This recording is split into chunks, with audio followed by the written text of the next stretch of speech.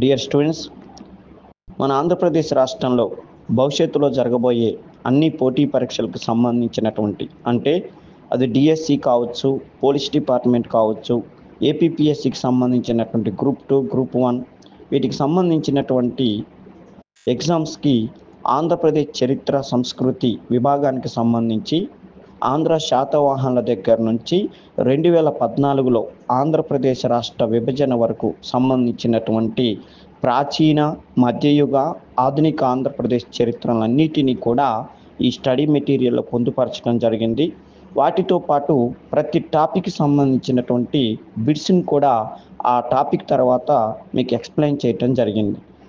దాంతోపాటు మహిళాభివృద్ధి, పత్రికా రంగం, సినిమా రంగం, నాటక రంగం, జానపద కళలు, నక్సలిజం వీటన్నిటి గురించి కూడా స్టడీ మెటీరియల్ని మరియు బిట్ బ్యాంకుని పొందుపరచడం జరిగింది.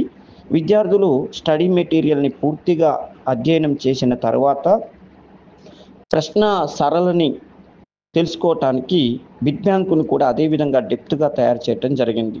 వీటితో పాటు గతంలో మన ఏపీపీఎస్సి ఎగ్జామ్స్లో వచ్చినటువంటి ప్రీవియస్ పేపర్లను కూడా ఎక్స్ప్లెయిన్ చేస్తూ వాటి వివరణ కూడా ఇవ్వటం జరిగింది. అందుకని ఈ పుస్తకాన్ని అన్ని విధాలుగా మీరు ఉపయోగించుకున్నట్లయితే భవిష్యత్తులో జరగబోయేటటువంటి పోటీ పరీక్షలో మీరు విజేతలు అవుతారని మాట ఇస్తున్నాను.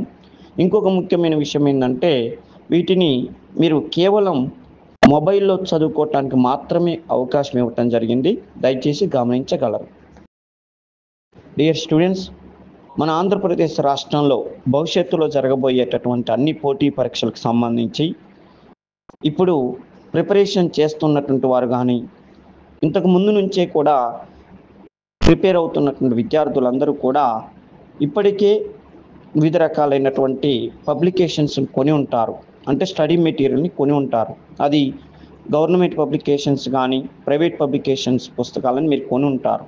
అయితే ఏ స్టడీ మెటీరియల్ని మీరు చదివినప్పటికీ కూడా బిట్ బ్యాంకుని అంటే ఏ లెక్చరర్ అయితే ఆ సబ్జెక్టుని బోధిస్తున్నాడో ఆ లెక్చరర్ తయారు చేసినటువంటి బిట్ బ్యాంకుని మీరు ప్రిపేర్ అయినట్లయితే మీరు విజేతలు అవుతారు. అందుకని మీకు అన్ని విధాలుగా ఉపయోగపడాలన్న ఉద్దేశంతో ప్రతి టాపిక్ని అంటే ఆంధ్ర శాతవాహనుల దగ్గర నుంచి 2014లో ఆంధ్రప్రదేశ్ విభజనకు సంబంధించినంత వరకు ప్రతి టాపిక్ని కూడా బిట్ బ్యాంకు రూపంలో మీకు అందించటం జరిగింది.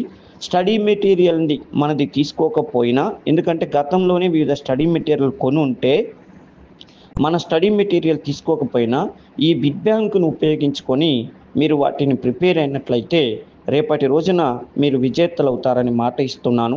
ఇంకొక ముఖ్యమైన విషయం ఏంటంటే ఈ బిట్ బ్యాంకులో సినిమా రంగం, పత్రికా రంగం, నాటక రంగం, జానపద కళలు, మహిళాభివృద్ధి, అదేవిధంగా నక్సలిజం ఇలా ప్రతి టాపిక్ని కూడా మీకు క్షుణ్ణంగా అధ్యయనం చేయటం జరిగింది. కాబట్టి దీన్ని వినియోగించుకుంటారని నేను కోరుకుంటున్నాను.